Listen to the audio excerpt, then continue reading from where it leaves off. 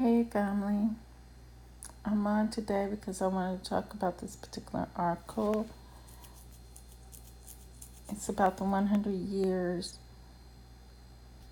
since Red Summer, when a group of whites, mobs, chose to go around and attacked black citizens, black people, black towns.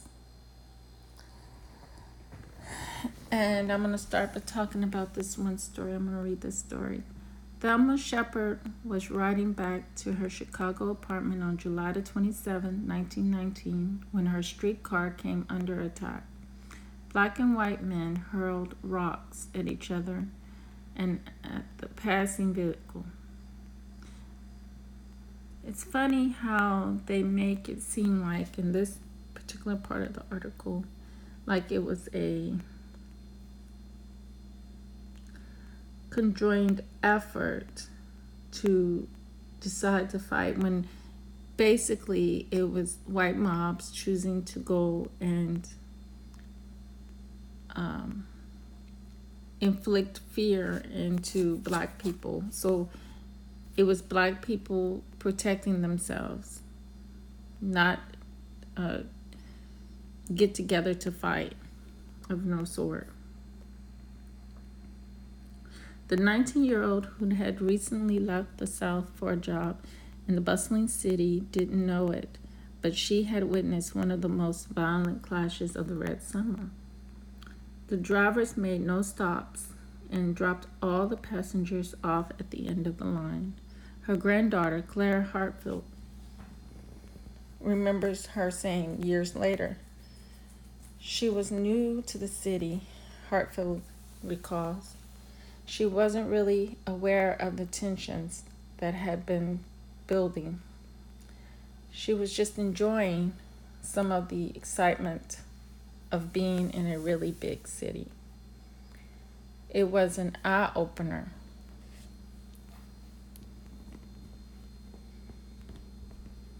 For her.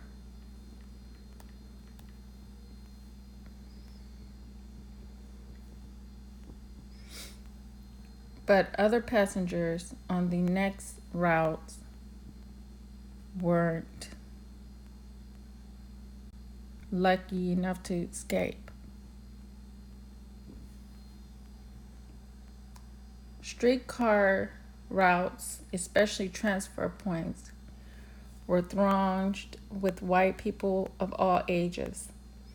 A 1922 report by the Chicago Commission on Race Relations says black passengers were dragged out to the street, beaten and kicked. Over the next few days, white mobs stormed the streets, attacking blacks indiscriminately. 38 people were killed, 23 of whom were black, and more than 500 were injured, the Commission on Race Relations said. In this 1919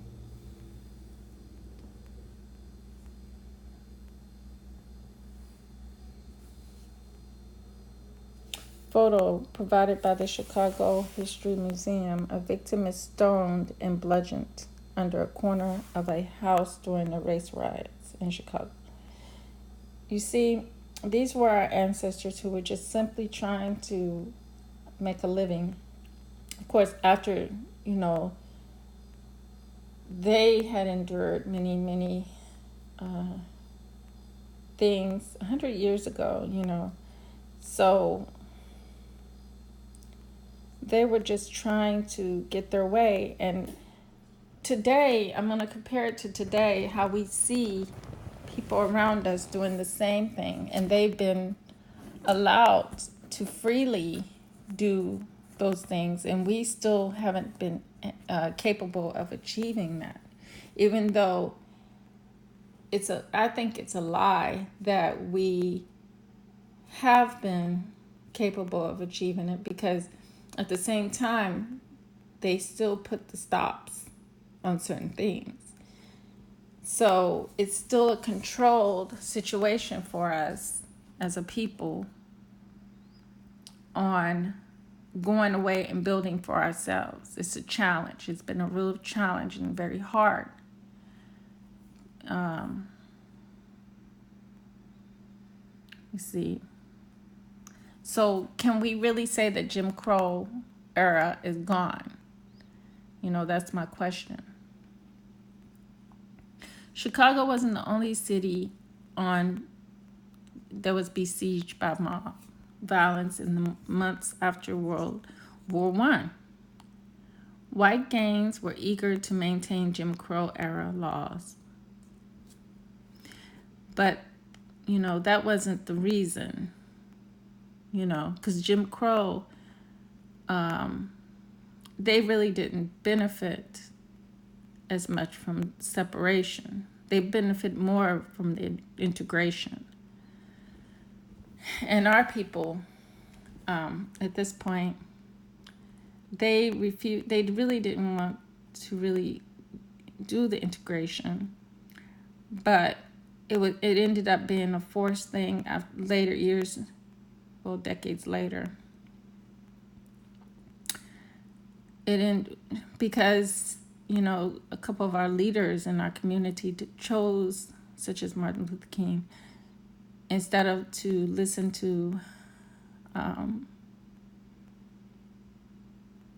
what's his name? He chose which separated between the two, even though they did communicate eventually.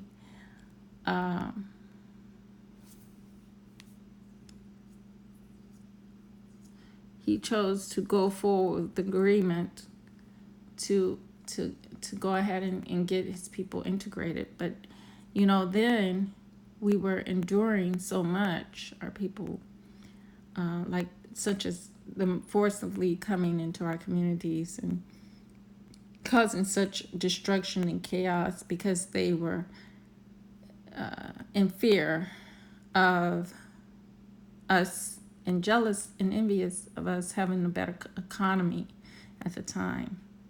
And that's why they had those commercials. Or they did studies. They always did studies on us. That's one thing they did, was always studied our situation to see basically how they can make it worse and break us down. It's not like as if, we went through anything, terrible, more terrible than what they were trying to inflict more of. But our people did endure way more. And it's just all been the basis on their survival. This is why all of this was done, because the threat was an economic threat. And coming back from war, they had, they seen that the black people were flourishing, and they weren't. They had the Great Depression. The U.S. saw 10 major anti-black riots, dozens of minor racially charged clashes, and almost 100 lynchings, writes David F. Krungel, author of the 1919, The Year of Racial Violence. How African Americans fought back. Scores of black men and women were killed that year in a racial violence. Nobody knows how many.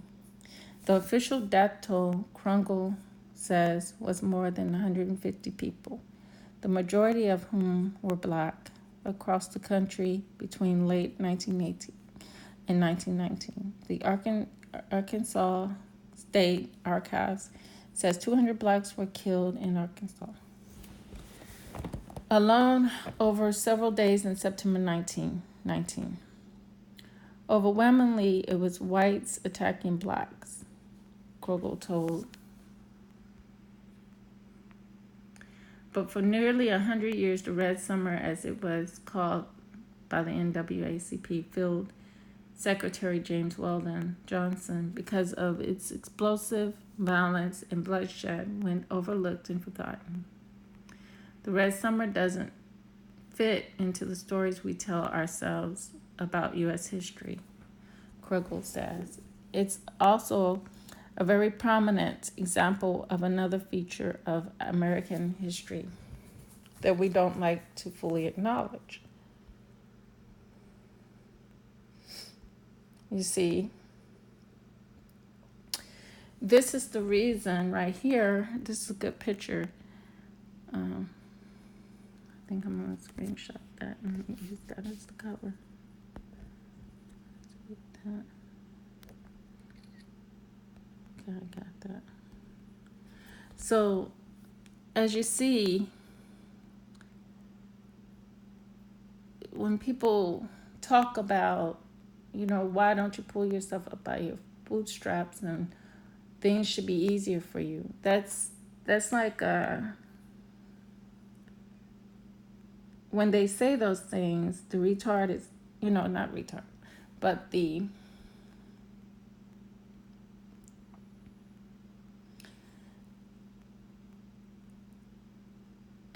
person does not, it's like the person that just keeps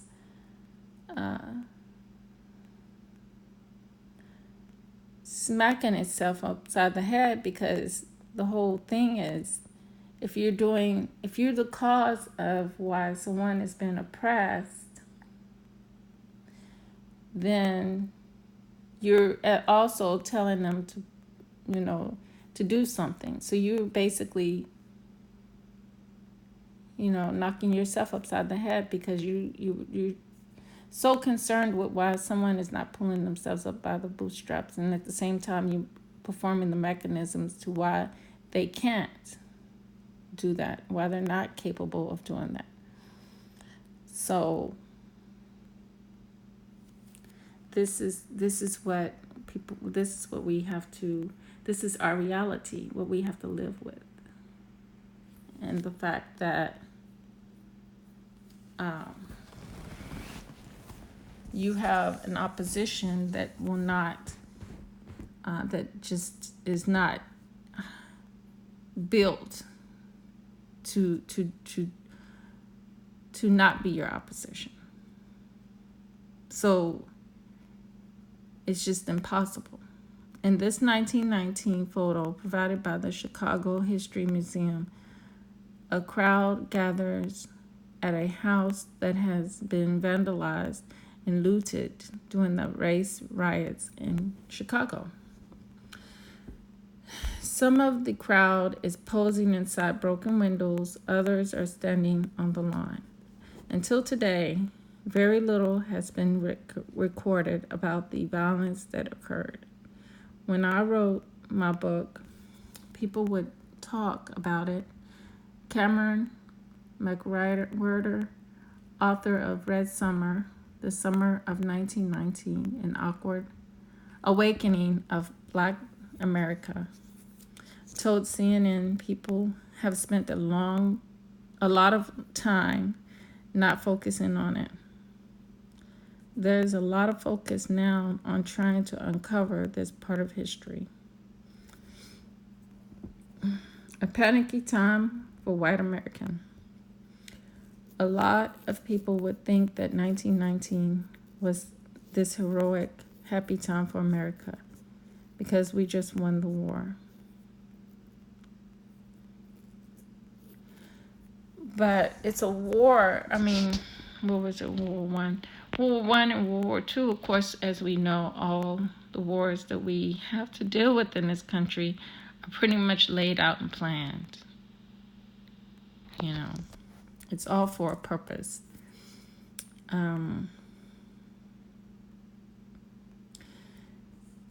So we know that, and we understand that it's not a humanitarian venture that they're seeking.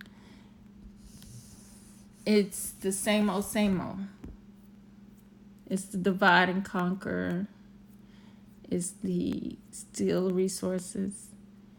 is to bring down a people in a certain areas that they don't, or to uh, occupy certain lands of interest, or and sometimes it's ethnic cleansing, they call it, for them amongst themselves. And there were strikes across the country, rising prices and unemployment, returning veterans who couldn't find a job, and spread of communism. In the midst of all that, we have America's racial problem, he says. While hundreds of thousands of soldiers had been fighting across the ocean, some 5 million African Americans, including Shepard, had migrated from the South to cities like Chicago, where factory owners welcomed the cheaper labor and were, according to McWhorter, the newcomers were being treated slightly better.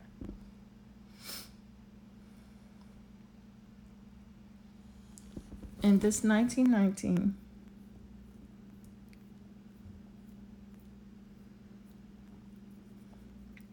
photo provided by Chicago History Museum, police looked through a broken window of a house during the race riots in Chicago. Broken furniture is strewn about in the front yard.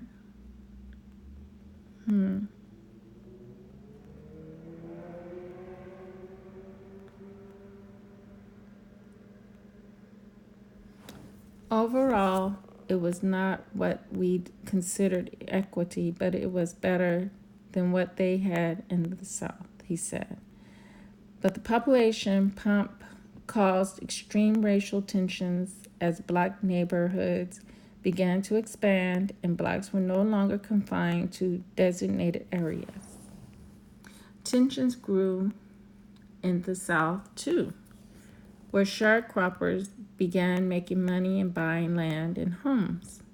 So all these things that were theoretically good for black people at the time became sources of violence. And white gangs began to attack. So I would say America's problem is not us, ADOS. America's problem is America's problem. It's America is the problem. And it's always been the problem due to capitalism being the substitute and cover up for dictatorship. Because they both are forms of control.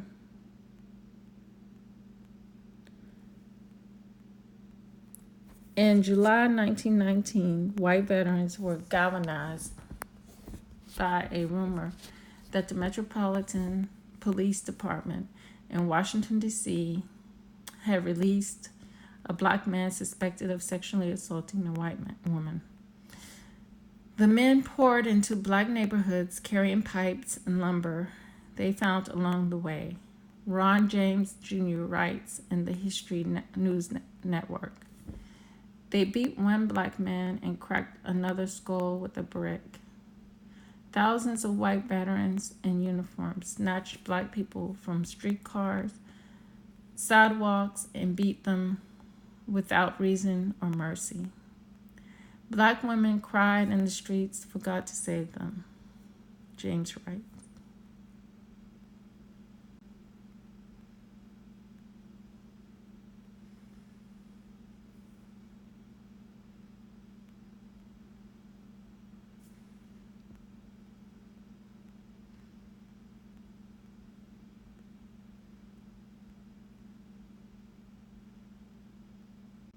In 1919 photo provided by Chicago History Museum, a crowd of men in armed National Guard stand in front of the Oregon Cafe during the race riots in Chicago.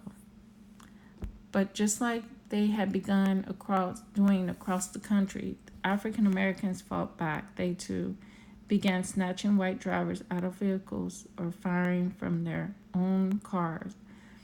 One black teenage girl shot and killed a police officer.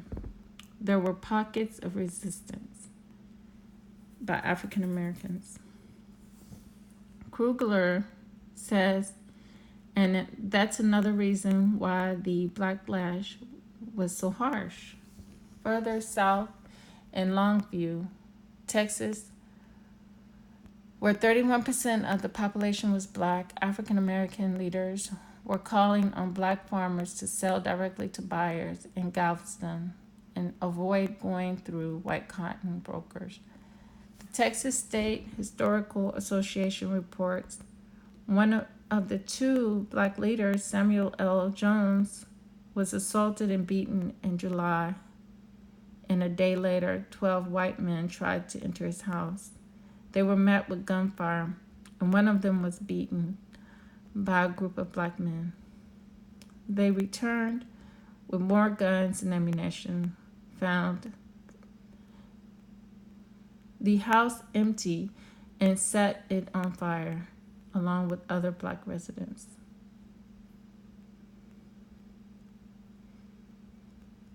In this July 13, 1919 image, provided by the Library of Congress, Daniel Hoskins stands with guns deposited at Gray County Courthouse in Longview, Texas, following race riots during the Red Summer.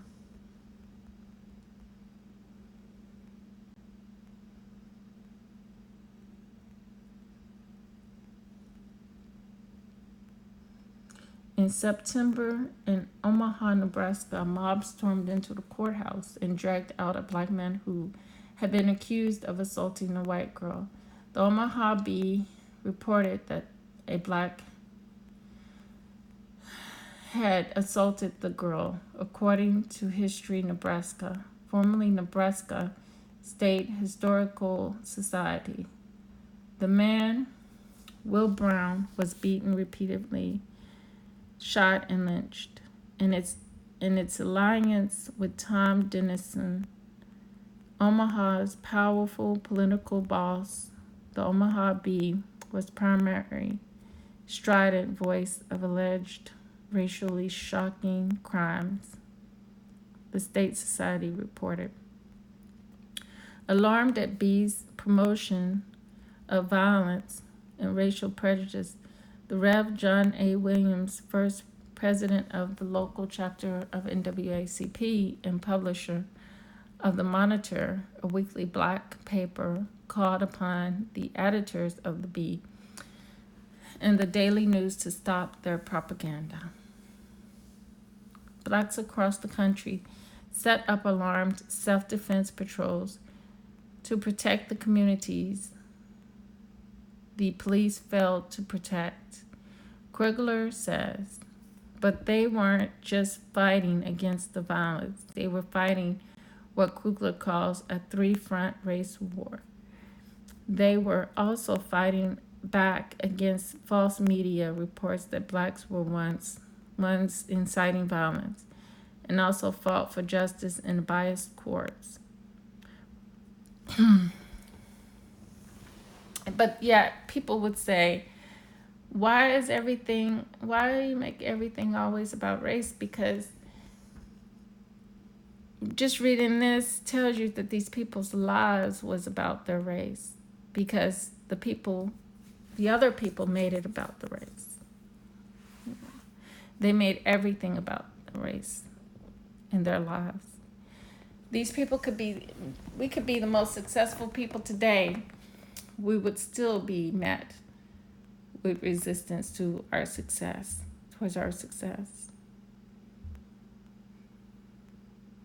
Because the whole game is to keep us down in a position that makes them feel better.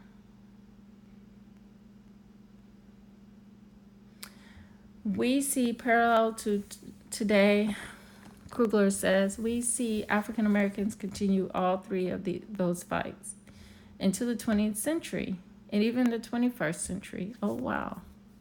200 dead in Arkansas. One of the deadliest tragedies of Red Summer was in Elaine, Arkansas. By the end of the summer, every city was just waiting for theirs to happen. It was just all a giant panic.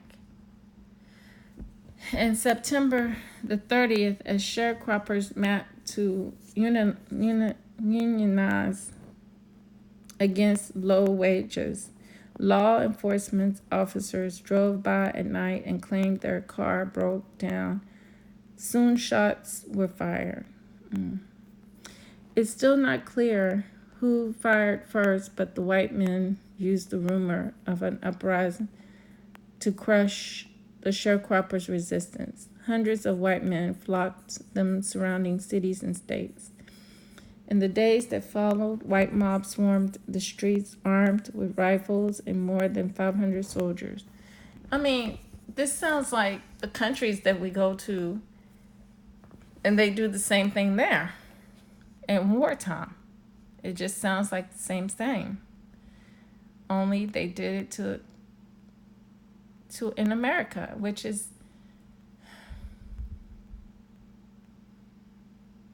it's like a form of control. But I can't describe it. It's crazy.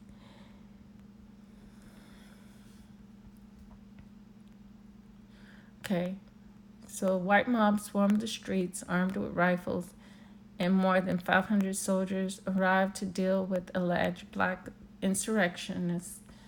The University of Arkansas, Little Rock Center for Arkansas's History and Culture says when blacks began running towards the troops to surrender, they were not shot and killed.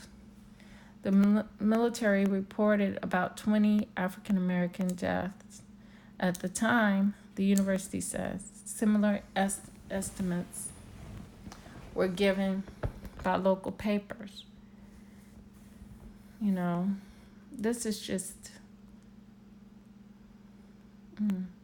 Today, the riots are known as the Elaine Massacre, and one of the bloodiest racial conflicts in the nation.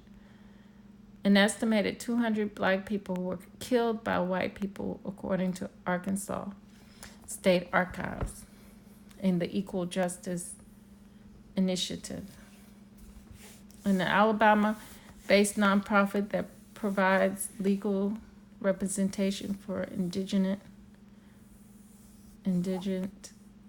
defendants. Another 200 were jailed to put in the stockades, and many were tortured. A grand jury charged 122 African Americans with crimes connected to the riots, and a jury convicted 12 of them for murder.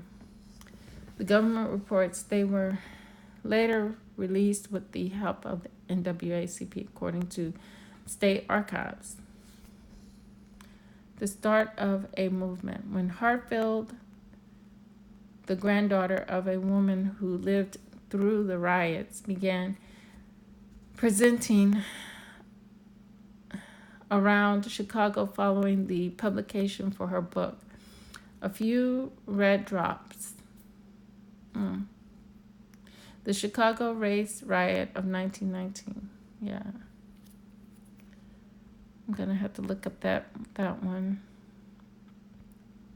She said she was surprised at how many people were unfamiliar with the state's history.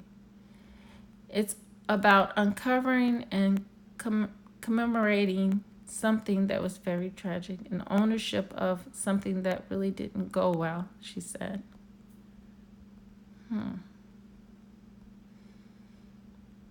This is in July 10th, 2019. A wreath lies in front of the site commemorating the 1919 race riots in Chicago. It's a history the nation needs to build upon and learn from, she says. There were seeds back then, she said. of issues, American society is still grappling with today's issues like race inequality in the job market, the distrust between the blacks and the criminal justice system, and biased news outlets. Well, of course, it's more than just all those. Um, Everything is biased. Everything is created to be against us, you know, antichrist. So, you know, with that said, family, true love, real peace, and the higher self within the soul